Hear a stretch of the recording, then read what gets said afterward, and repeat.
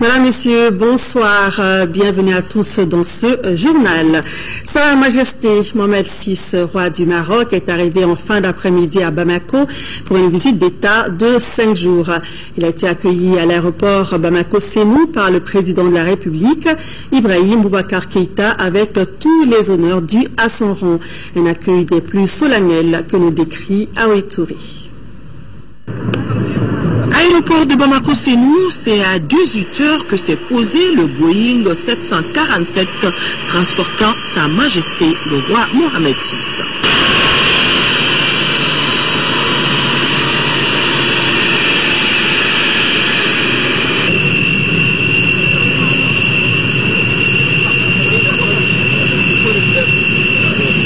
Accueilli par le président Ibrahim Boubacar Keïta avec tous les honneurs dus à son rang, les 21 coups de canon,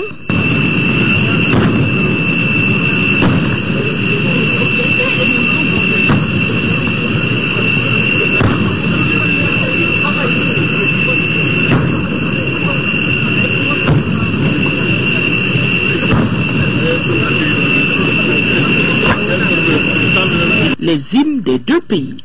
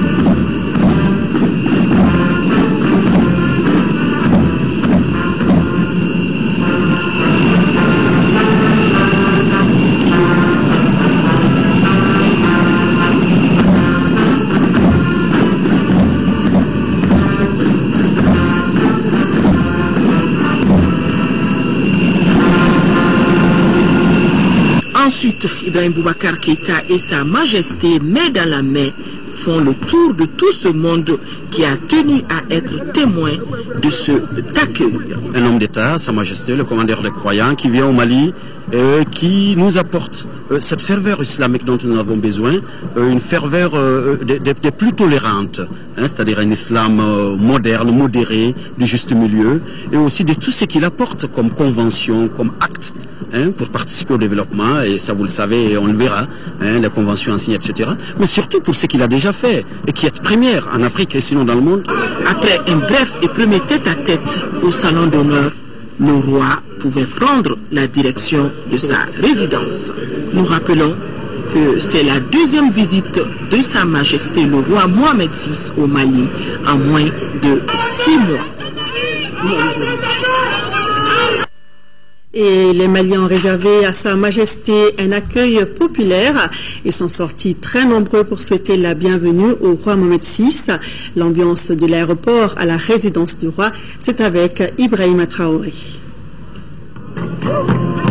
Aéroport international de Bamako-Sémou. Un beau monde est là pour réserver au roi du Maroc un accueil de grand jour. Il est 18h, l'on aperçoit le Boeing royal amorcer sa descente. Non loin du tarmac, les masques Dogon surchauffent les lieux.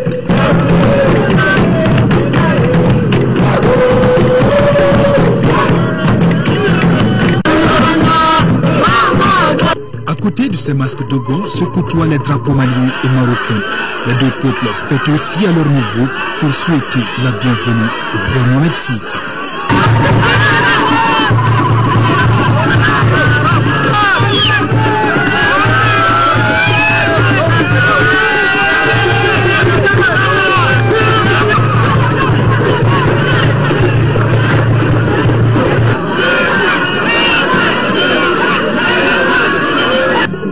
Après l'aéroport, direction le centre-ville. À bord d'un véhicule décapotable, les deux chefs d'État ont eu droit à un véritable bain de foule. Une foule sortie depuis 14 heures pour saluer l'excellente relation entre le Mali et le Royaume du Maroc.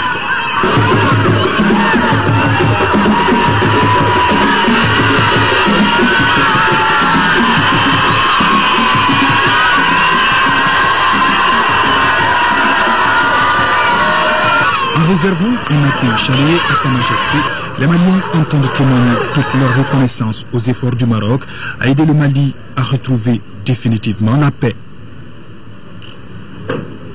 Voilà, c'était là donc en image l'accueil populaire réservé à Sa Majesté Mohamed VI, roi du Maroc, qui entame à partir de ce mardi une visite de 5 jours dans notre pays.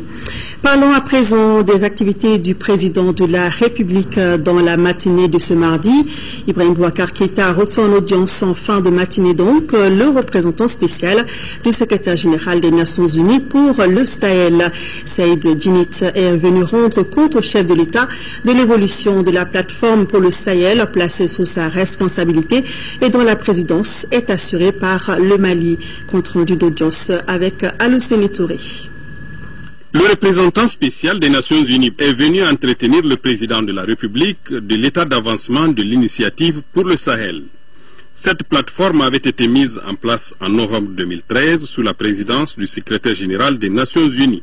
Fort heureusement, notre pays en assure la présidence. Nous aurons une réunion dans les prochains jours ici à Bamako, le 21, de nos équipes respectives, Nations Unies, Union africaine et Mali, pour finaliser les termes de référence de ce groupe technique qui va porter l'initiative Sahel. Et c'est important qu'ensuite on aille dans la mise en œuvre. Nous devons identifier un certain nombre de projets, de groupes de travail et mettre l'initiative en mouvement dans le concret. Et nous avons reçu les orientations du président de la République qui a souhaité que nous donnions beaucoup de contenu, de substance à cette initiative et qu'il souhaite, pendant la présidence du Mali, que tout le dispositif se mette en place, se mette en mouvement au niveau d'un certain nombre de projets structurants pour le Sahel. Par ailleurs, la naissance du G5 à l'initiative des pays du Sahel a été fortement appréciée par les Nations Unies qui y trouvent une forte convergence avec l'initiative pour le Sahel. Le président nous a informé de l'initiative qu'ils ont prise récemment et de la réunion du G5 à Nouakchott, qui est une initiative louable. En tant que Nations Unies, nous sommes heureux de savoir que les pays de la région eux-mêmes se mettent en mouvement. Et évidemment, le destin du Sahel sera forgé par les peuples et les leaders du Sahel, il n'y a pas de doute. Les Nations Unies et la communauté internationale sont là en soutien et en encouragement des efforts de la région. Et donc nous sommes heureux de voir qu'il y a une dynamique internationale qui est relayée par une appropriation régionale et nationale. Et que tout cela se passe sous la présidence du Mali nous paraît une excellente chose. C'est un processus qui doit porter le Sahel et qui doit aussi projeter le Mali dans la stabilité durable. Saïd Djinit voit sa structure renforcée par celle précédemment dirigée par Romano Prodi. Série d'audience à l'Assemblée nationale, le président de l'institution, Issaka Sidibé, a reçu successivement l'ambassadeur du Royaume d'Arabie Saoudite, celui du Royaume du Danemark et le professeur Younousi Touré, ancien président de l'Assemblée nationale. Le compte rendu de Aïssata Ibrahim Maïga. Le président de l'Assemblée nationale a reçu ce mardi les félicitations de deux pays amis à travers leur ambassadeur accrédité au Mali. Cela après son élection à la tête du Parlement. L'ambassadeur du Royaume d'Arabie Saoudite et celui du Royaume du Danemark ont tous les deux salué le bon déroulement des législatives qui ont abouti à la mise en place d'un Parlement apte à prendre en compte les préoccupations des Maliens.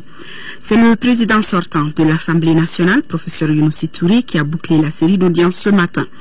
Cette visite qu'il qualifie de visite de courtoisie et aussi de devoir républicain lui a permis d'apprécier l'engagement du nouveau président de l'Assemblée nationale à relever les défis qui sont siens.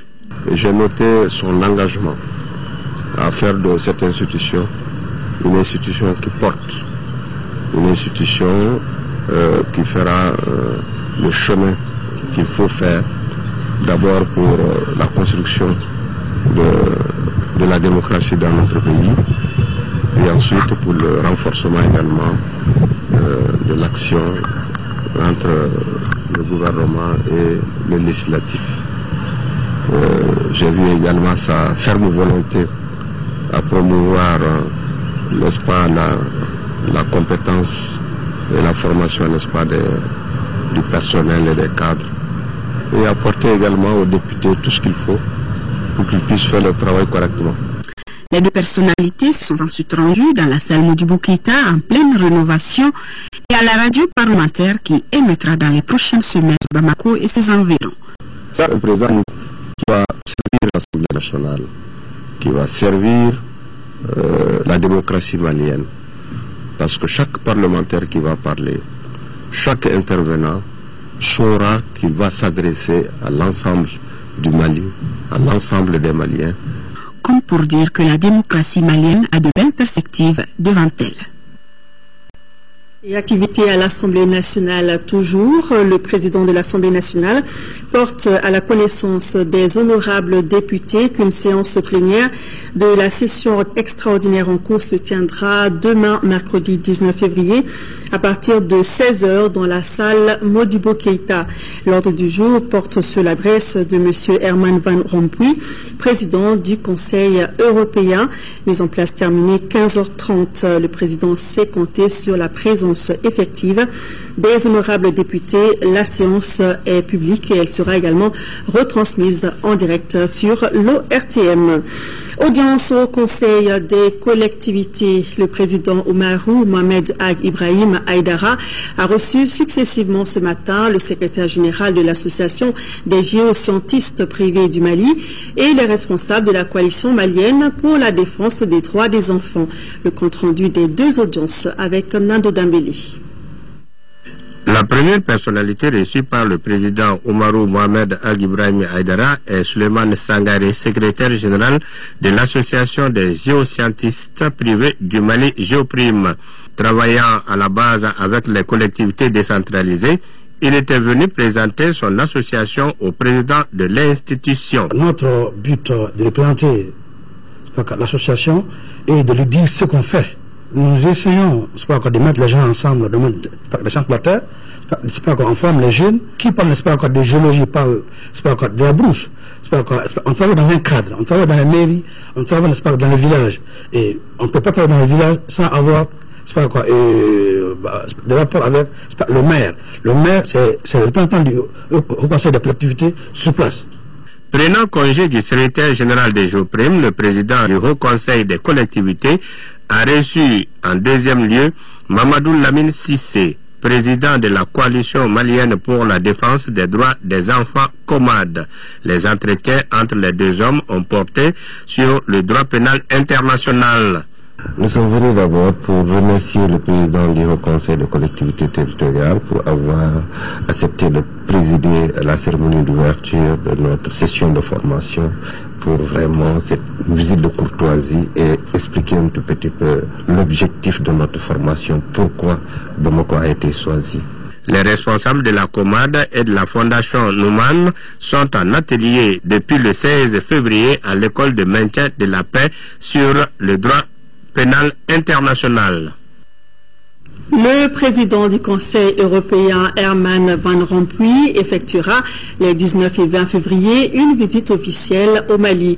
Visite qui intervient après celle effectuée par le président Ibrahim Boubacar Keïta et le Premier ministre Oumar Tatamli à Bruxelles. Les différents agendas diplomatiques ont permis à notre pays de partager ses préoccupations avec l'Union européenne et la communauté internationale.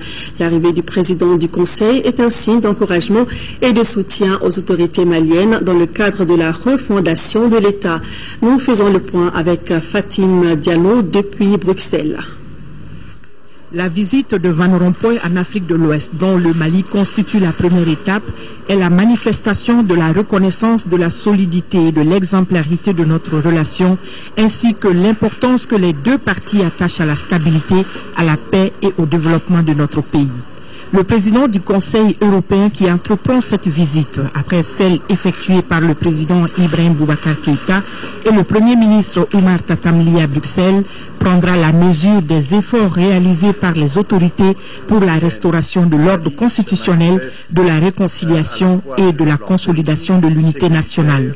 L'Union européenne qui s'est tenue aux côtés du Mali dans les heures les plus sombres d'une crise qu'il surmonte aujourd'hui démontre une fois de plus que sa coopération fructueuse, empreinte de confiance avec le Mali, s'inscrit dans la durée. Le dialogue politique et la réconciliation nationale occuperont une place de choix dans les discussions. L'UE est déterminée à poursuivre son appui à la réforme de la gouvernance sécuritaire. À cet égard, la mission de formation militaire EUTM sera bientôt complétée par une mission d'appui aux forces de sécurité intérieure, à savoir la police, la gendarmerie et la garde nationale. Sur le plan humanitaire et de l'aide au développement, le suivi de la conférence de Bruxelles du 15 mai 2013 offre à la communauté internationale le meilleur moyen de soutenir les efforts du gouvernement et d'accompagner la sortie de crise. La visite du président du Conseil européen, qui intervient après la mise en place de la nouvelle Assemblée, symbolisant le parachèvement du retour à l'ordre constitutionnel, offrira à Van Rompuy l'occasion d'échanger avec les élus de la nation sur l'importance de l'institution parlementaire dans un système démocratique à travers notamment ses missions de contrôle et de diplomatie parlementaire.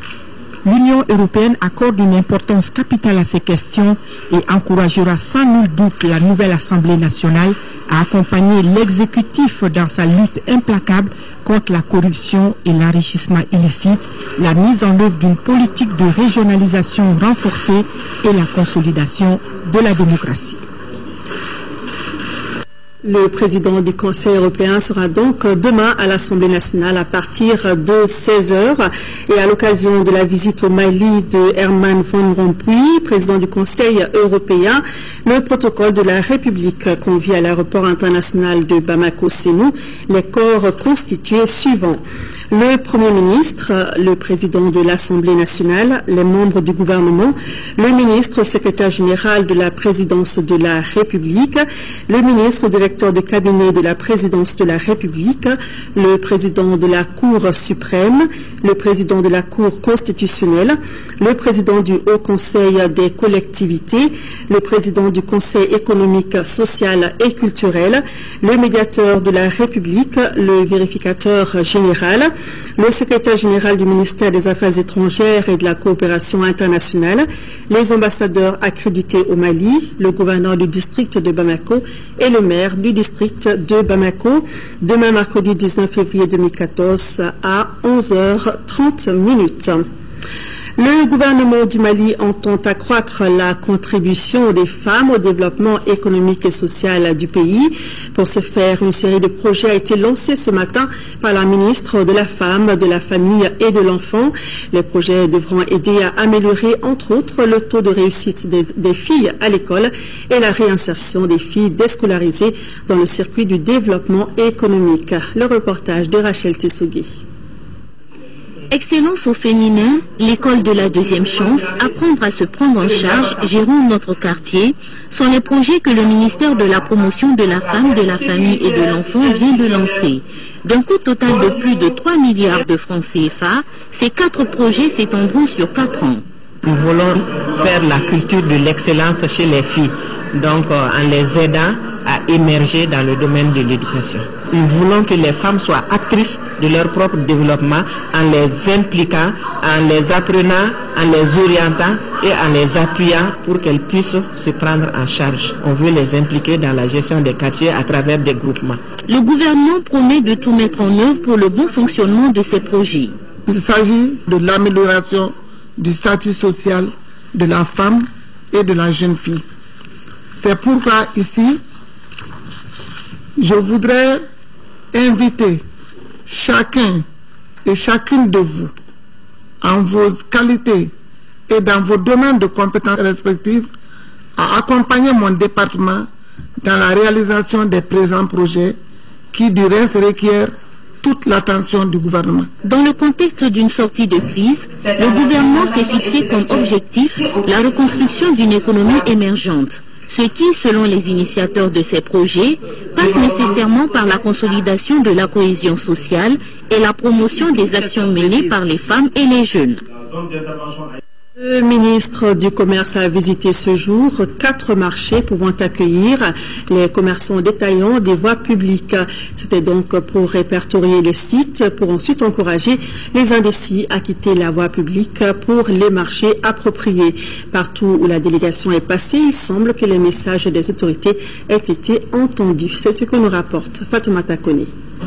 Depuis un certain temps, le gouvernement a engagé une campagne de sensibilisation sur la libération des voies publiques. Pour ce faire, le ministère du Commerce est à pied d'œuvre pour tout simplement encourager les commerçants détaillants à aller vers des sites appropriés pour leur activité commerciale. Déjà à Bamako, une vingtaine de sites sont disponibles. Le ministre du Commerce, accompagné d'une forte délégation, a tenu à voir 4 de ces sites répertoriés. Cette mission de terrain qui consiste à aller faire l'état des lieux, des sites identifiés par la commission chargée du recasement. Nous avons été dans un premier temps au marché Alamina, un marché moderne, et nous avons été également au hall de Bamako. Il y a une disponibilité de près de 3000 places. Sur les sites répertoriés comme le hall de Bamako et le Alamine-Sougou, les autorités compétentes ont entamé des procédures de réaménagement, ce qui permettra aux commerçants d'occuper ces sites. Il y a 180 magasins. Au lieu de 20 000 francs, c'est 15 000 francs. Avec avance d'un mois. Il y a les inspecteurs partout. Il y a la sécurité. Nous avons 14 gardiens, jour et nuit. Nous avons des filles qui viennent nettoyer chaque soir. Et on a un chauffeur pour ça, pour amener les ordures. C'est de dire à la commission qui est chargée de recenser les personnes amenées à quitter les voies publiques, c'est de dire à cette commission de prendre le relais et d'orienter les commerçants détaillants sur ces sites. Et pour ce qui concerne le cas spécifique des halles de Bamako, la Chambre de commerce et d'industrie du Mali est en négociation avec la BHM, qui est propriétaire de près de 3000 places, et un protocole d'entente est en cours d'élaboration. Nous pensons que d'ici la fin de la semaine, ce protocole va être signé entre la banque et la Chambre de commerce, protocole qui va certainement permettre à la Chambre de commerce d'acquérir ces 3000 places auprès de la BHM pour ensuite les mettre à la disposition des commerçants de terrain. Le 3 mars est la date butoir pour le déguerpissement des occupants anarchiques des voies publiques. Le ministre s'est dit confiant et demande aux indécis de rejoindre l'un des 20 sites disponibles, cela pour leur propre sécurité. Journée d'information et de sensibilisation pour faciliter le commerce frontalier. Il s'agit d'informer et d'impliquer le secteur privé pour un développement rationnel du tissu économique. C'était sous la présidence du ministre délégué chargé de la promotion des investissements et de l'initiative privée. Reportage de Daouda Sidiki Diara. Pour une meilleure appropriation des réformes relatives à l'amélioration du commerce transfrontalier, il s'avère nécessaire de procéder à une large information et sensibilisation de tous les acteurs évoluant dans ce secteur. Le présent atelier a pour objet l'information, la sensibilisation sur les réformes relatives à la facilitation du commerce transfrontalier en vue de la remobilisation de tous les acteurs après la crise. À partir de cet atelier, nous allons renouer le dialogue entre les opérateurs économiques et les agents des services publics pour construire des consensus sur la rationalisation des procédures, les aspects législatifs et réglementaires et les aspects informatiques de la future plateforme du G7. Selon les rapports de Doing Business 2014, le Mali, malgré sa continentalité, est le premier pays de l'Union économique monétaire ouest-africaine qui a amélioré les indices du commerce transfrontalier entre 2009 et 2014. Vous mesurez ainsi toute l'importance de la simplification des procédures de transit. Vous mesurez également l'importance du guichet unique électronique du commerce extérieur et des transports, dont le but premier est de réunir autour d'une même plateforme électronique tous les acteurs et ainsi fluidifier les procédures de pré-dédouanement, de dédouanement, de transport, de paiement des taxes et redevances, de suivi des dossiers et des trajectoires des convois de transport. Au cours des 2 jours de travaux, les participants auront droit, entre autres, à un exposé sur le projet de guichet unique électronique du commerce extérieur, à la présentation des actions de réforme en matière de simplification. Il sera également question de la modernisation des procédures de facilitation des réformes pour l'amélioration du climat des affaires. Le retour des anciens manuscrits à Tombouctou et le démarrage des activités universitaires sont entre autres activités phares courant 2014 de l'Institut des hautes études et des recherches islamiques Ahmed Baba. Pour cela, l'Institut a besoin de près de 462 millions de nos francs. Cheikh Oumar Sangari. Au cours de cette 6e session ordinaire du conseil académique de l'IRI-AB, les administrateurs étaient appelés à examiner et adopter le rapport d'activité 2013. Aussi, l'adoption du projet d'activité et du budget 2014 était à l'ordre du jour. L'Institut des hautes études et de recherche islamique Ahmed Baba a, pendant l'occupation du Nord, sécurisé 26 000 manuscrits anciens à Bamako. Manuscrits dont la sécurité constitue un enjeu de taille. Les manuscrits constituent un patrimoine commun à toute l'humanité au regard de leur rapport à la connaissance universelle. C'est conscient de cette situation que l'Institut envisage de numériser à Bamako l'ensemble des manuscrits exfiltrés pendant l'occupation du Nord avant d'organiser leur retour définitif dans les meilleures conditions de sécurité. Depuis 1999, la structure a changé de statut. D'un centre, elle est devenue un institut prévoyant l'ouverture d'une université à Tombouctou. La concrétisation de ce projet d'université est une ambition clairement affichée pour cette année. Elle commencera par la formation universelle à travers 3 filières d'études. La filière des études islamiques, celle des langues et littératures et celle de l'histoire et de la civilisation arabo-islamique africaine. Une part est réservée à l'enseignement professionnalisé, avec la filière métier du livre, la filière tradition et la filière édition critique des manuscrits. Le budget des activités de l'IRI-AB au titre de l'année 2014 est estimé en recettes et en dépenses à près de 462 millions de francs CFA. Le budget 2014 du Centre national de promotion du volontariat connaît une hausse de 22%. Il est estimé à 358 millions de francs CFA. Ce budget a été examiné ce matin par les administrateurs de la structure lors de la 3e session du Centre national de promotion du volontariat. Reportage Agali Aguissa. Ce 3e conseil d'administration du Centre national de promotion pour le volontariat CNPV est celui de la maturité. En effet, la structure a exécuté à hauteur de 85% son plan d'action en 2013. Ce plan de travail comportait 17 activités et le budget était estimé à 315 millions de francs CFA. Ainsi, le centre a pu réaliser 14 activités sur les 17 prévues, soit un taux d'exécution de plus de 82%. Sur le budget estimé à 342 640 000 francs CFA, dont 315 millions francs CFA sur le budget national et 27 640 000 francs CFA sur les ressources propres, le centre a réalisé une exécution de l'ordre de 342 623 478 francs CFA. Les administrateurs devront examiner le programme d'activité et le budget prévisionnel de 2014. L'enveloppe financière pour l'année en cours est estimée à 385 millions de francs CFA, soit une augmentation de 22%. Le centre ne restera pas en marge de la relance des activités de reconstruction nationale. Nous allons démarrer avec le 100 volontaires d'abord, au niveau du programme national de volontariat sur les 2 ans, mais aussi nous allons déployer dans le cadre du programme d'intervention d'urgence que le gouvernement est en train de mettre en place au niveau du volet économie solidaire locale. Nous allons déployer 100 volontaires pendant 90 jours au niveau des régions de Tombouctou, Gao et les cercles de Douanza, et la région de Kidal également. L'agenda de cette 3e session du conseil d'administration du CNPV rime bien avec le plan d'action 2013-2018 du ministère de la Jeunesse et des Sports. Cette déclaration du Sinatras qui vient de parvenir à notre rédaction suite à des informations faisant état d'un préavis de grève du personnel socio-sanitaire pour les 19 et 20 février 2014. Le syndicat national des travailleurs des hôpitaux et structures sanitaires du Mali, Sinatras, informe le public que cette grève ne concerne pas ses militants. En conséquence, le syndicat national des travailleurs des hôpitaux et structures sanitaires invite ses membres et sympathisants médecins, infirmiers, personnels d'appui et socio-sanitaires d'être à leur poste et à travailler correctement comme d'habitude.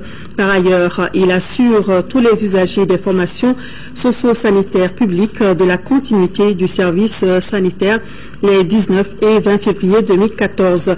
Conscient de leur sens de respect pour l'éthique et la déontologie du métier, le Bureau national du Sinatras s'est compté sur la compréhension de tous ses militants. Déclaration signée par le secrétaire aux revendications du Bureau exécutif national, M. Sidi Koulibaly.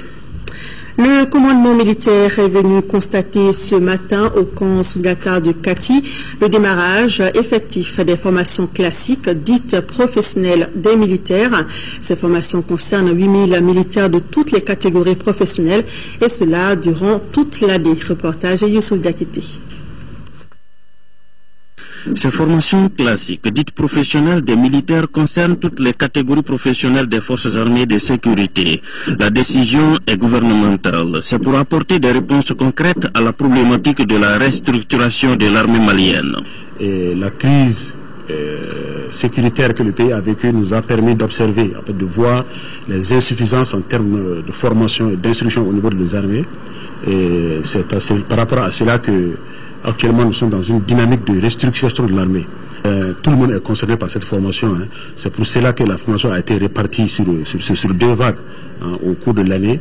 Et certainement, ceux qui sont actuellement en formation ici ne sont pas directement sur le théâtre, mais pour la plupart, c'est des éléments aussi qui reviennent du terrain. Et pour les éléments qui sont sur le terrain, il est prévu que ces gens entrent aussi dans leur formation. Donc, il y a quelques années déjà que la formation ne rentrait pas. C'est juste la première fois qu'elle rentre maintenant et elle va être répétée toutes les années. Nos attentes, c'est que nous puissions avoir du personnel qui a amélioré ses capacités individuelles d'abord. Et l'amélioration de ces capacités nous entraîne du coup à améliorer les capacités opérationnelles de notre armée. Cette formation concerne près de 8000 militaires. Ces formations sont donc parties pour 12 mois, divisées en des étapes de 6 mois. Sur un tout autre sujet, la foire agricole des communes du couloir économique Mali-Burkina a ouvert ses portes. L'initiative de l'association des municipalités du Mali avec l'appui du Canada.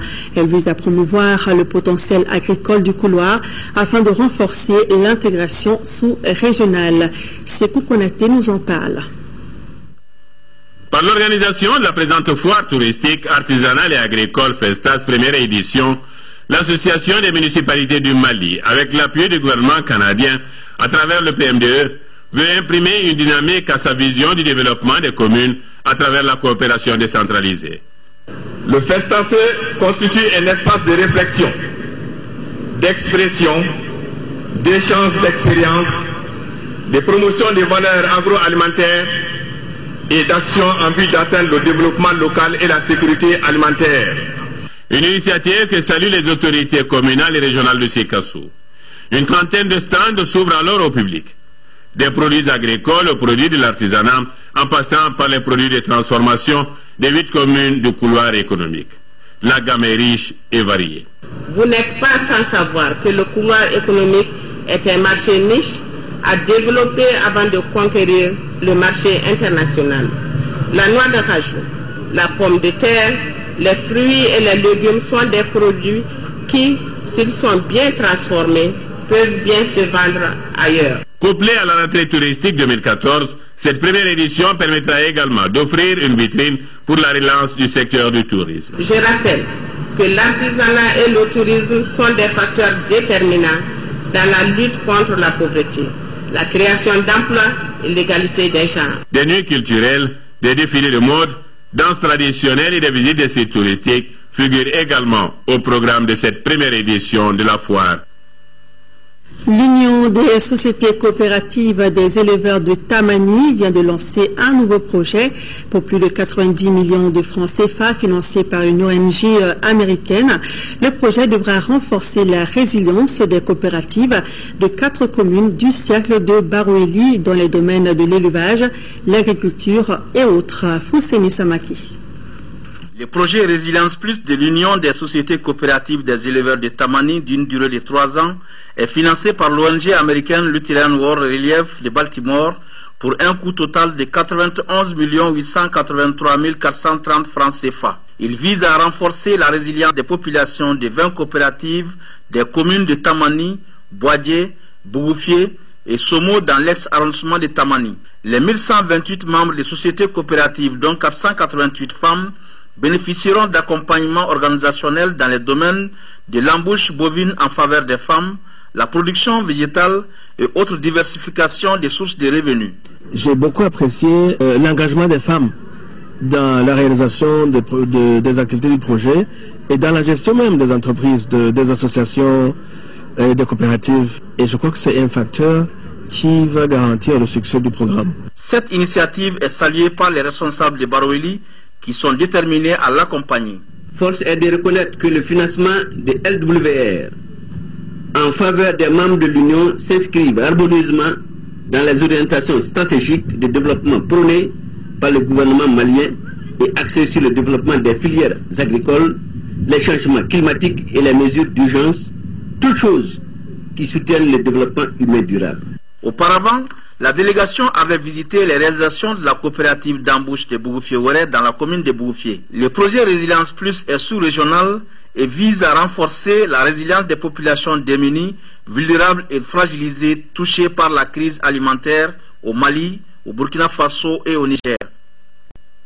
En 5e région, les femmes de la coopérative Sabounyouma 2 de Kanafa Djéné viennent de bénéficier d'équipements agricoles. Ce don de plus de 8 millions de francs CFA a été rendu possible grâce au projet d'appui aux producteurs agricoles sur financement de l'Union européenne et ses partenaires. Mahamar Ibrahim Touré. Cette cérémonie de distribution d'équipements et de produits maraîchers est organisée par la coopérative Sabounyouma 2 Kanafa Djéné, sur cofinancement de l'Union européenne et ses partenaires pour un coût de plus de 8 millions de francs CFA. Le projet d'appui aux producteurs maraîchers rentre dans le cadre du programme d'appui aux organisations de la société civile dans sa phase 2. Ces matériels et équipements sont, entre autres, 1200 mètres de clôture métallique pour 3 hectares, pompes solaires et ses accessoires, 5 charrettes avec âne, 10 brouettes, 5 séchoirs, 67 arrosoirs. Ce lot de matériel agricole servira à améliorer le savoir-faire des bénéficiaires. Lot de matériel qui leur permettra avec certitude d'accroître leur production, d'améliorer leur productivité, par conséquent d'augmenter leur rendement, et tout ceci pour atteindre l'objectif principal de leur association, c'est-à-dire l'amélioration de leurs conditions de vie et d'existence. Les 99 femmes que compte la coopérative rassurent les donateurs que bon usage sera fait du matériel d'équipement. L'école fondamentale de Gabou-Kopela dans la commune rurale de Kouloun, c'est en première région, voit ses capacités renforcées avec l'acquisition de 6 nouvelles salles de classe. Coût de réalisation 51 millions de francs CFA. Les classes ont été inaugurées samedi dernier. Reportage de Moriba Keita. Ce bâtiment flambant neuf, composé de 6 salles de classe, 3 latrines et une direction, est l'œuvre des migrants pour un coût total de 51 millions de francs CFA, qui vient s'ajouter à 3 autres salles de classe construites en 1997 par ces mêmes migrants. S'agissant de l'école fondamentale de Gabou-Kopela, elle fut créée en 1997 par l'État malien selon sa politique éducative de l'époque, un village, une école. Cette école comptait au départ 3 salles de classe pour 6 niveaux d'études. Le manque de salles de classe, d'enseignants et le système de double vacation rendent les conditions d'études plus difficiles. Malgré le sublime dévouement que vous avez accompli au grand bonheur de nos enfants, il est amer de constater que la fréquentation à l'école de Gabou Gopela n'est pas à hauteur de souhait. Elle ne fait pas du tout valoir les sacrifices que vous avez accomplis. C'est la raison pour laquelle je voudrais bien que vous orientez vos efforts vers la sensibilisation de votre communauté afin de parvenir à une bonne fréquentation des élèves et leur maintien dans le système. Le village de Gabou Gopela a honoré le fondateur de cette école, Feu Foussénissi, en donnant son nom à l'établissement. Fousséni a été de tout le temps un monsieur qui a voulu que l'enseignement, la culture soit un moyen pour nos populations de sortir de la pauvreté. Quant au maire de la commune rurale de Kouloum, Assamadi Diallo, il a salué les migrants et les a encouragés à continuer sur cette lancée. Cérémonie de passation de service ce matin entre le gouverneur entrant et sortant de la région de Gao. Désormais, c'est Amadou Baba Sidibé, administrateur civil, qui remplace le général de brigade Mamadou Adama Diallo au poste de gouverneur de la 7e région. Devant les chefs de l'opération Serval de la MINUSMA, les chefs des services régionaux, les notabilités, les élus et les responsables des associations de jeunes et de femmes, le général de brigade a salué les services rendus par la population de Gao pour une sortie de crise. Quant au nouveau gouverneur, il se dit fier d'avoir été nommé par les hautes autorités du Mali. Son principal objectif sera de servir en travaillant avec toutes les sensibilités de la région, surtout dans le cadre du retour de l'administration et la réconciliation. Et puis nous revenons sur cet avis à l'occasion de la visite au Mali du président du Conseil européen. Le protocole de la République convie à l'aéroport international de Bamako-Sénou les corps constitués suivants: le Premier ministre, le président de l'Assemblée nationale, les membres du gouvernement, le ministre secrétaire général de la présidence de la République, le ministre directeur de cabinet de la présidence de la République, le président de la Cour suprême, le président de la Cour constitutionnelle, le président du Haut Conseil des collectivités, le président du Conseil économique, social et culturel, le médiateur de la République, le vérificateur général, le secrétaire général du ministère des Affaires étrangères et de la coopération internationale, les ambassadeurs accrédités au Mali, le gouverneur du district de Bamako, le maire du district de Bamako, demain mercredi 19 février à 11h30. Et puis sachez que le président du Conseil européen sera à l'Assemblée nationale demain dans l'après-midi, donc mise en place terminée à 15h30. Le Centre Soleil d'Afrique est une association culturelle qui envisage de mettre en profit la culture pour que le Mali retrouve une paix durable.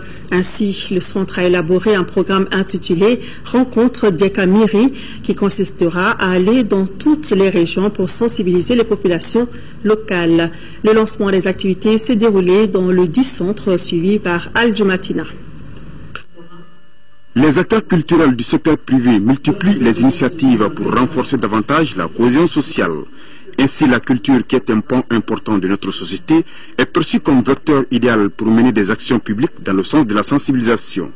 Voilà à quoi s'attellera le Centre Soleil d'Afrique, une ONG culturelle à travers le projet Rencontre Diekamiri, qui veut dire penser, réfléchir ensemble. Tout ce que le Mali a vécu dans ces derniers temps, on a réussi à calmer un peu le jeu, faire les élections, tout ça.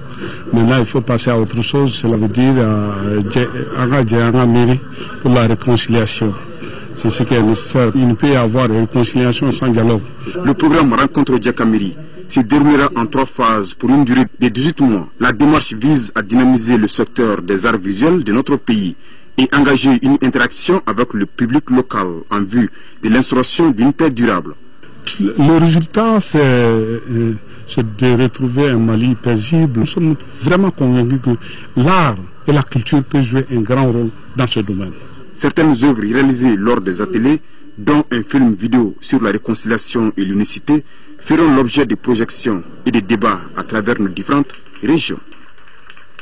Le Conseil international du sport militaire fête son anniversaire.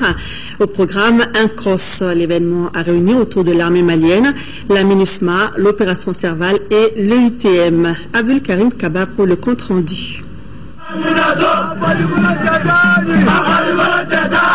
Environ 1000 personnes de tout corps de la MINUSMA, l'opération Serval et l'EUTM ont pris part à ces crosses organisées par la direction du sport militaire.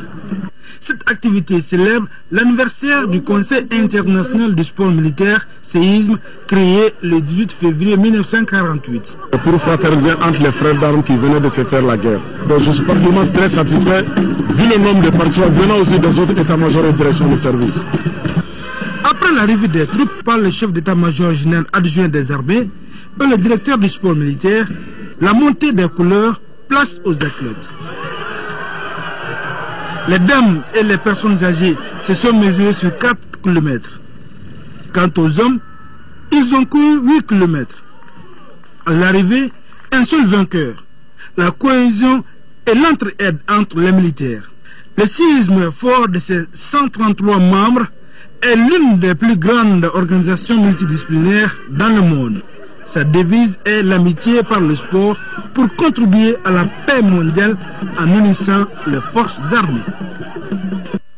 Voilà, c'est tout pour cette édition. Je vous rappelle que Sa Majesté Mohamed VI, roi du Maroc, est à Bamako depuis cet après-midi, et ce pour 5 jours de visite d'État. Alors sachez que le programme se poursuit sur l'ORTM avec tout à l'heure le journal des formations présenté ce soir par Amara Malé Diallo. À suivre également le magazine sur le voyage du Premier ministre Oumar Tatamli à Bruxelles et Paris. C'était du 3 au 7 février dernier. Nos envoyés spéciaux Thierry Camara et Amadou Sankaré reviennent sur les temps forts de la deuxième réunion de suivi de la conférence des donateurs de Bruxelles, mais également de la réunion de haut niveau sur le Sahel. Demain, pour les infos